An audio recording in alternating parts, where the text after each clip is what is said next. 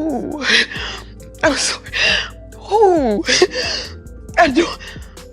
Oh, It's okay. I'm afraid of the reality. Oh my God, I'm afraid of the reality. Oh, I'm sorry. Oh. Hey everyone, before we even get into this, I need you to take a breath with me because this story is messy, emotional, and deeply uncomfortable.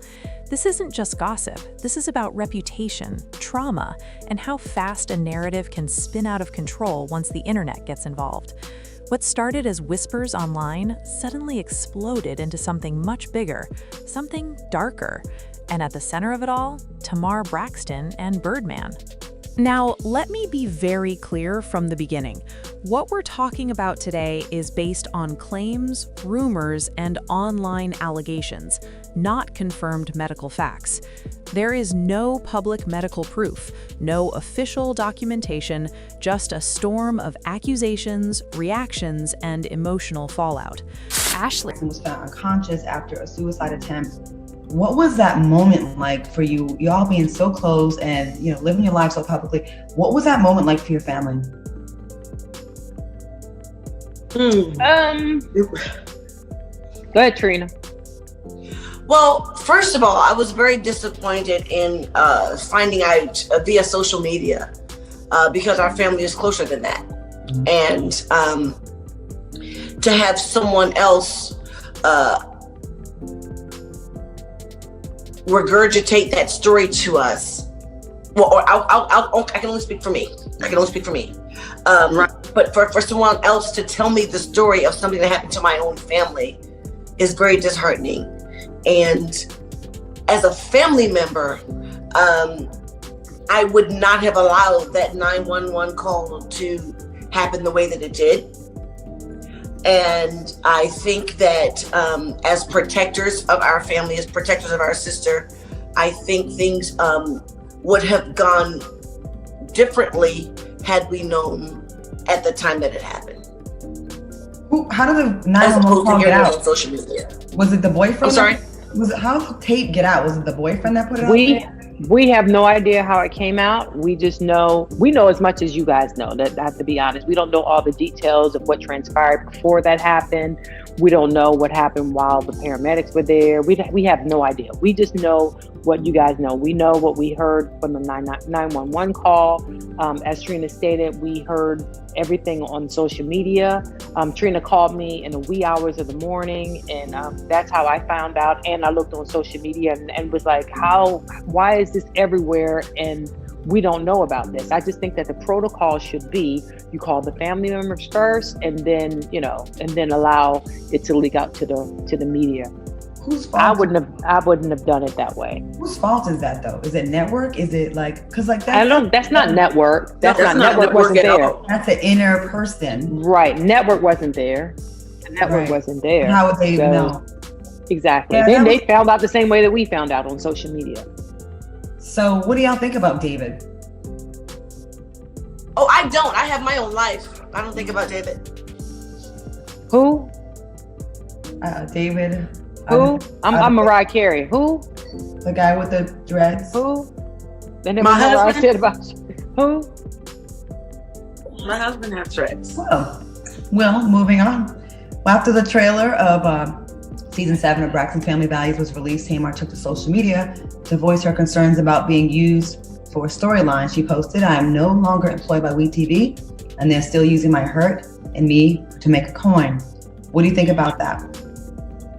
And is it fair for the network to cover that? Well, I'm going to say this very blatantly and very honestly. During season 7 of Braxton Family Values, we do not talk about Tamar's physical or mental health. We talk about how it affected us, but we do not physically address Tamar's hurt, pain, or experience. We can't speak to that. Tamar has her own story to tell, and it's very important for Tamar to tell her story in her way whenever she decides to tell it. We in no way, shape, or form addressed how Tamar is doing or how Tamar is feeling. We only addressed how we felt, as we're doing now, how we felt when the situation happened, when it came to us. We have no horse in that race. All we want is for our sister to have peace and health and well-being, and of course our nephew Logan. I would think it'd be normal to film your reaction because that's your sister and she's part of the show. Exactly, our reaction, so but we cannot speak for her. It would be fake to not talk about your sister when something so tragic happens. Like, I think That part. that's, you know what I mean? Like, I think if you didn't react to it, people would say, what the hell? They don't love their sister? I mean, it's damn if you do, it's damn if you do, and damn if you don't. If we didn't say anything, we're insensitive. And now that we are saying things, and we're only speaking on how it, like Trina said, how it affected us, how we were affected in the situation. Because medically speaking, like a lot of doctors will tell you that it's important for the victim to understand how it impacted your family and your friends and your loved ones. It's important for them to see that, so maybe they can get themselves together a little quicker. I'm just saying that it's unfair, really, but we definitely touch on how we experienced it and how we felt when we found out about it, and I don't think anything was wrong with that. But even rumors can destroy lives, and the way Tamar reacted to this situation had people saying she completely crashed out. Right about that, Tuan.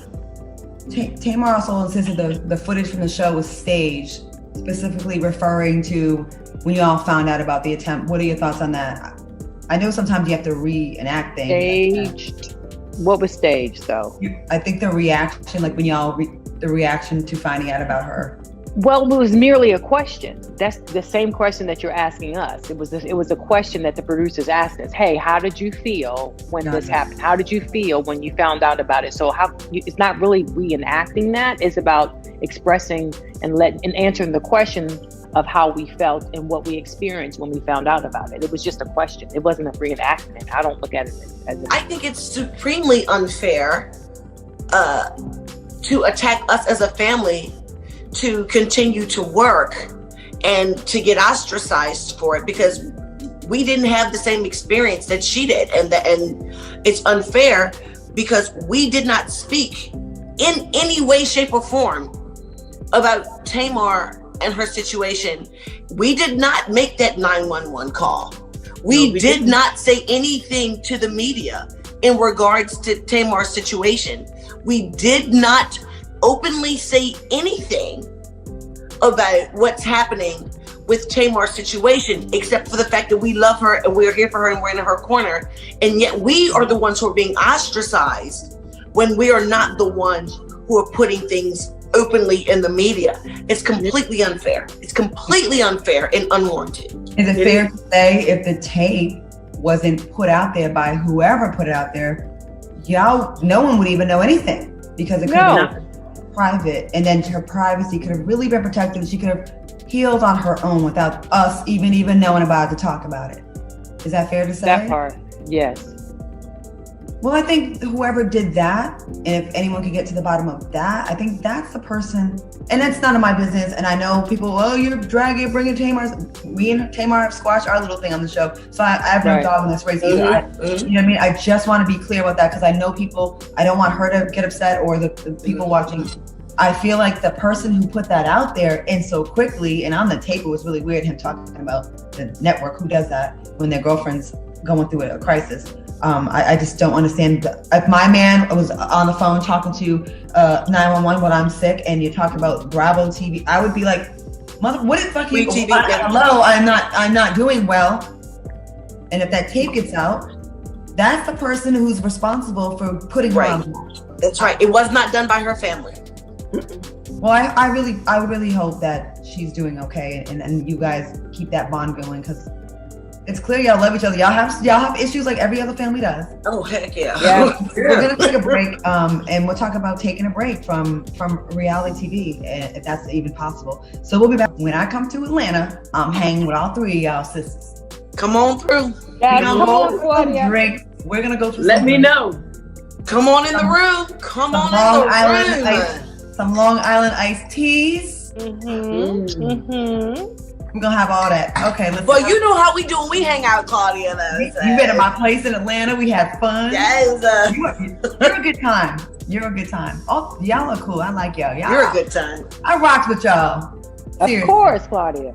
Okay, so look, with all the stuff that's happened, the chaos, the ups, the downs, have y'all ever thought, look, we need to take a break from reality TV and just kind of like, you know, focus on strengthening the family and all that kind of stuff? Or is it like, no, I'm cool? Did it ever get to the point where you felt like, I want to take a break from it? Time out? It got to that point, but I said I had to take a break from my sisters. That part. I had to take a break from my sisters. I love them. I love them so much. But you know, I ain't no little kid or no 20 years old no more. I'm just like, you know what? I gotta have a break from them. You know, let me figure out my family. Let me figure out what's under my threshold right now. Let me get that together, and then I can deal with my sisters. I can't deal with both of them. I would say it's probably a lot. And speaking of taking a break, y'all sister Tamar unfollowed all y'all and your mother on social media. Were y'all surprised when y'all get unfollowed? I feel a little bit hurt. Like I'd be like, oh no. It's not like she's never done it before, Claudia. Let's just be honest. It's not like she's never done that before. Okay, she's unfollowed us before, and we don't measure our family and our relationship with social media. We just don't. Yeah. That's just what it is. Can I stunt on y'all real quick and say that she follows me now? Can I follow y'all? That is so much shade, Claudia, because we all know that. Because let's be honest, Claudia, you and Tamar went through y'all little stuff too, and then y'all got back together, and God knows how long that's gonna last. But the reality of it is this: even though she unfollowed us on social media, doesn't mean that she doesn't talk to us in real life. Okay. So people can have whatever perception they want to have. Yeah. You know, just like, you know, you and Tamar talk behind the scenes and people think that y'all still going through y'all little, you know, but you're okay. You understand what I'm saying? So, you know, social media is just a medium for people to have something to say and build a platform. So it has nothing to do with real life and real family. And to be fair, sometimes you do need a break, you know, like Tracy said, and maybe you don't want to see someone up and down your timeline when you're in a weird place, right? Is that fair to say? Like, look, I need a break. I want to see you. Yeah, I mean, even McDonald's says you deserve a break today. I mean, you know. Right. Did y'all see her interview with Tamron Hall? Did you see your sister's interview with Tamron Hall? Yes. What'd you think about it? Was it good? How was it for y'all? Was it on point? How'd y'all feel about it? What do you mean on point? Did you take any issue with it? Was there anything that like bothered you, or was it like, okay, that's just normal? It's a normal interview. Tamar had to speak her truth, and her truth is her truth. It doesn't necessarily mean it is the truth, but it is the truth according to her, and she has to live with how her truth and what her truth looks like in her life. You know, and she deserves to be able to have her platform to tell her story the way she wants to tell it. And we have to respect it. Respect what she have to say. Where she is mentally and emotionally, that's all. And I'm sorry to ask you so many questions, but you all are such a known unit, like all of you as a group. I mean, you have your individual platforms and of course fan base and accomplishments. And I hope you don't feel like I'm just like Tamar, because it's not about just that. But it is a news story, and it's something that the fans want to know about. Right. And it's part of, you know, it's part of having your life out there when you have an issue, sister. You know what I mean? That's kind of part of it. So I hope, thank you for being so gracious to answer all these questions. And Tamar, if you're watching, I hope you don't take this as we're shading you or it's being negative, because it's not. And I'd much rather have the narrative and the story put out by sisters that love you than bloggers and boyfriends with motives and side people that are just outsiders looking in, because we don't really know. Y'all know. We don't know. I just want to put that out there real quick. So, okay. But you know, Claudia, we also don't know. We also don't know. You know, and that's unfortunate. And we still follow each other. I'll let y'all know, and I'll get back to you. I'll let y'all know. You know it's shade, Claudia. What you want me to ask Tamar? I'm gonna find her. Let me call her real quick. I can't even right now with all this shade you were throwing at me. I'm under the tree. I've been a shady little bitch this week, I must. Because imagine waking up one day and seeing your name attached to one of the most serious accusations possible. Something that can't just be laughed off, something that sticks, something people repeat without thinking. That's the space Tamar found herself in. And once that narrative started moving, there was no stopping it. Tamar Braxton has always been emotional, outspoken, and raw. That's part of why people love her, and part of why she gets dragged so hard when things go left. She doesn't hide how she feels, she reacts in real time. And when these rumors involving Birdman hit the internet, her reaction became the story almost instantly. But to understand why this situation spiraled the way it did, we have to go back. Way back, because Tamar's history with love, betrayal, and public humiliation didn't start here. Tamar grew up in a family that lived their pain out loud. The Braxtons weren't just singers, they were survivors of dysfunction, trauma, and emotional chaos. From childhood, Tamar was the outspoken one, the extra one, the sister people said did too much. But what a lot of people ignored was that her loudness often came from pain.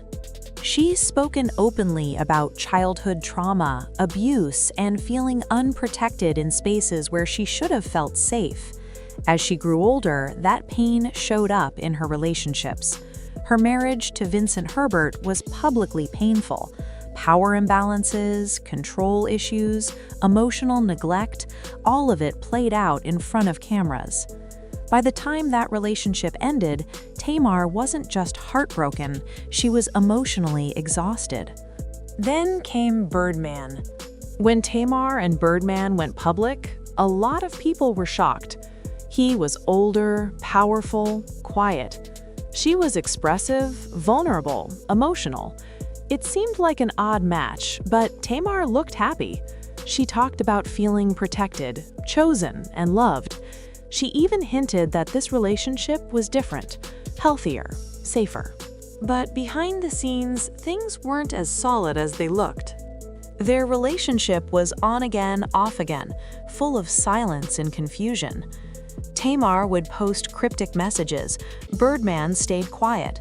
There were rumors of control, distance, and emotional coldness. And when it ended, it didn't end cleanly. There was no respectful closure, just silence, followed by chaos. Fast forward to when Birdman allegedly made comments, directly or indirectly, that sparked rumors online suggesting Tamar had exposed him to a serious illness. The internet took that vague energy and ran with it.